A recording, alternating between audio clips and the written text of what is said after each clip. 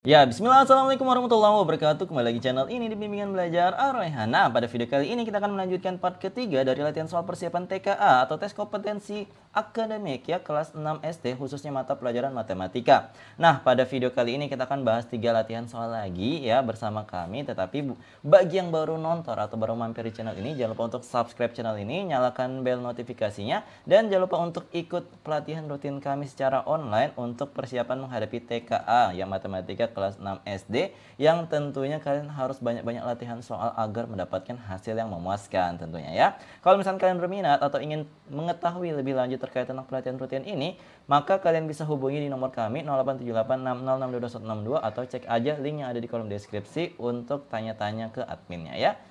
Oke. Kita akan mulai pembahasan kita dari soal nomor 7. Kita baca dulu soalnya bersama-sama. Sebuah bus pariwisata menempuh jarak 180 km dengan kecepatan rata-rata 60 km per jam. Waktu yang dibutuhkan bus tersebut untuk sampai ke tujuan adalah titik-titik menit. Nah, untuk menyelesaikan soal ini ya adik-adik ya, kalian harus mengetahui dulu yang namanya rumus ya, kecepatan jarak waktu. Nah, cara untuk mengingatnya kalian ingat saja rumus JKW namanya ya, JKW.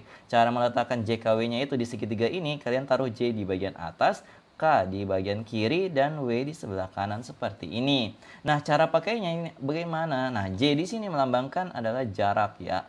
Kemudian kalau untuk yang huruf-huruf lain ini aku coba tebalin lagi ya, jarak, kecepatan, dan yang ini adalah waktu seperti itu. Nah, di sini kalau kita pengen mencari ya, di sini kan yang ditanyakan adalah waktu ya, maka di sini kita coba tebelin ya waktu. Maka waktu ini nggak usah digunakan kembali ya. Kalian tulisin aja W seperti ini waktu. Kemudian kalian lihat untuk yang lainnya, jarak dan kecepatan. Posisinya di mana? Jarak itu berada di atas, sedangkan kecepatan di bawah. Maka rumusnya jadi kecepatannya itu di bagian bawah ya. Kecepatannya di bagian bawah seperti ini, sedangkan jarak di bagian atas. Maka rumusnya adalah jarak dibagi kecepatan untuk mendapatkan waktu tersebut. Jadi di sini jarak yang ada di soal itu sudah ada jelas ya, 180 km. Kemudian kita bagi dengan kecepatannya yaitu 60 km per jam. Nah, di sini ya sama-sama kilometernya ini dibagi, maka dihabisin aja atau dicoret aja. Nah, kemudian jamnya ini kan di bawah, di bagian bawah per jam. Nah, per jamnya itu kalau dia di bagian bawah, maka nanti hasilnya akan menghasilkan hasilnya dalam satuan jam. Sedangkan kita lihat 180 bagi 60, nolnya kita coret dulu ya supaya lebih mudah untuk kita bagi. 18 bagi 6 ini mudah ya. 18 bagi 6 adalah 3. Maka kita memperoleh waktunya untuk menempuh jarak dengan kecepatan tersebut adalah selama 3 jam. Tapi ya walaupun ada angka 3 ya di pilihan jawaban, jadi jangan sampai terkecoh dengan pilihan tersebut. Kenapa? Karena yang ditanyakan di sini ada dalam satuan menit. Jadi kalau kalian pilih angka 3 ya, opsi A, maka otomatis jawaban kalian salah karena di sini 3 jam bukan 3 menit. Nah, kalau kita membutuhkan yang satuan menit, maka kita harus konversi dulu. Jadi caranya untuk mengkonversi gimana, Kak? Jadi perhatikan, 3 jam kita tinggal konversi aja ke dalam satuan menit. Kita ingat bahwa 1 jam ya, ingat ya, 1 jam itu adalah 60 menit. Maka kalau kita memiliki 3 jam, maka 3 jamnya itu kita kaliin aja dengan 60 ya. 3 kali 60 adalah 180. Maka jawabannya adalah 180 menit ya.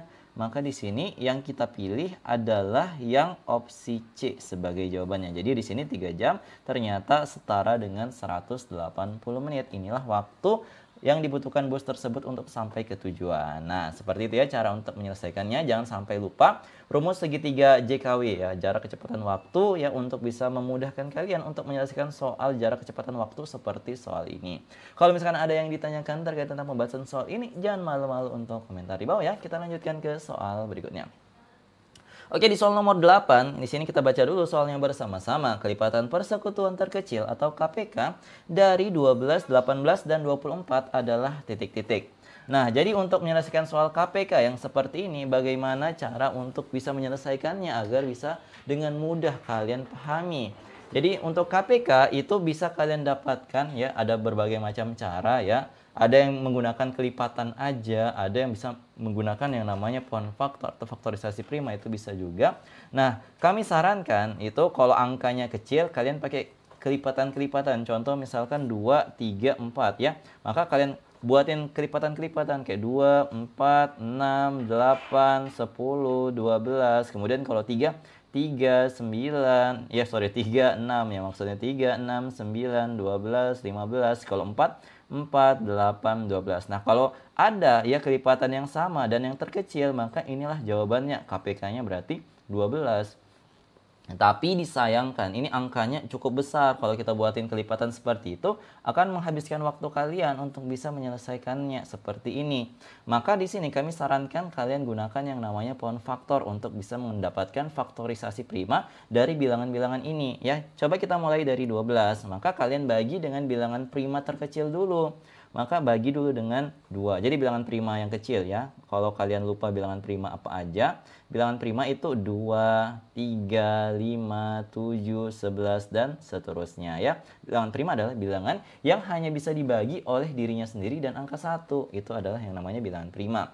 Maka 12 bagi 2 adalah 6, kita masih bisa bagi 2, dapatnya adalah 3. Ketika kalian dapatkan di sini bilangan prima, maka prosesnya itu dihentikan dan kalian lihat di sini 2-nya ada berapa kali? Oh, 2-nya 2 kali. 3-nya ada berapa? 3-nya 1 kali. Berarti di sini kita dapat 2 pangkat 2 kali 3 pangkat 1 yang merupakan faktorisasi prima dari angka 12. Seperti itu ya. Lanjut, untuk 18 kita lakukan hal yang sama. Kita bagi 2 bisa, dapatnya 9. Nah, kalau dia 9, ini bilangan ganjil, udah nggak bisa lagi dibagi dengan 2. Maka kita bagi dengan 3. 9 bagi 3 dapatnya 3. Maka di sini bilangan prima, maka prosesnya dihentikan. Maka kita lihat 2-nya ada 1, berarti 2 pangkat 1. 3-nya ada 2, berarti 3 pangkat 2. Seperti itu ya. Kita lanjut, untuk yang 24. 24 kita bagi 2 dapatnya 12, dibagi 2 dapatnya 6, dibagi 2 dapatnya 3. Maka di sini kita lihat 2-nya ada 3, berarti 2 pangkat 3 kali 3 pangkat 1. Nah, untuk mendapatkan yang namanya KPK, di sini kan kita sudah punya, ya, di sini sudah kita punya faktorisasi prima untuk ketiga bilangan, ya. Kita cari yang sama, ya, yang sama maupun yang berbeda, ya. Jadi ada yang sama ataupun yang berbeda kita ambil secara keseluruhan. Tetapi kalau misalkan kita menemukan angka yang sama, bilangan prima yang sama, contoh kayak gini, ini kebetulan sama. Maka yang kita ambil adalah yang pangkatnya tertinggi. Di antara 2 pangkat 1, 2 pangkat 2, dan 2 pangkat 3, yang tertinggi adalah 2 pangkat 3. Maka inilah yang kita ambilkan sebagai KPK-nya. Dan terus kita lihat ini ada lagi nih. Ya, ada kebetulan sama ya, 3 pangkat 1, 3 pangkat 1, dan 3 pangkat 2. Yang tertinggi yang mana? Tentu yang 3 pangkat 2. Inilah yang kita ambil. Nah, 2 pangkat 3 artinya 2 kali 2 kali 2, hasilnya 8. Kita kalikan dengan 3 pangkat 2, artinya 3 kali 3, ya 3-nya 2 kali, ya 3 kali 3 dapatnya 9. Maka kalau ditanya KPK-nya, kita tinggal kali aja, 8 kali 9 dapatnya adalah 72. Maka inilah KPK dari 12, 18, dan 24. Kita pilih jawabannya adalah yang opsi C. Seperti itu cara untuk menyelesaikannya. Gimana? Apakah kalian sudah paham atau belum terkait tentang dasar-dasar bagaimana cara untuk mencari KPK dari kumpulan bilangan seperti ini? Nah, kalau misalkan ada yang ingin ditanyakan terkait tentang pembahasan soal ini, jangan malu-malu untuk komentar di bawah ya. Kita lanjutkan ke soal berikutnya. Nah, tetapi sebelum itu buat kalian yang lagi nyari ya pembahasan atau kumpulan soal yang seperti ini ya, kami sudah buatin e-booknya atau dalam bentuk PDF yang bisa kalian gunakan untuk belajar di HP, laptop, tablet, atau bahkan bisa di-print juga untuk bahan ajar siswa-siswi kalian di sekolah sebagai seorang guru. Ini cocok banget juga digunakan. Harganya itu terjangkau ya, 24.000 aja.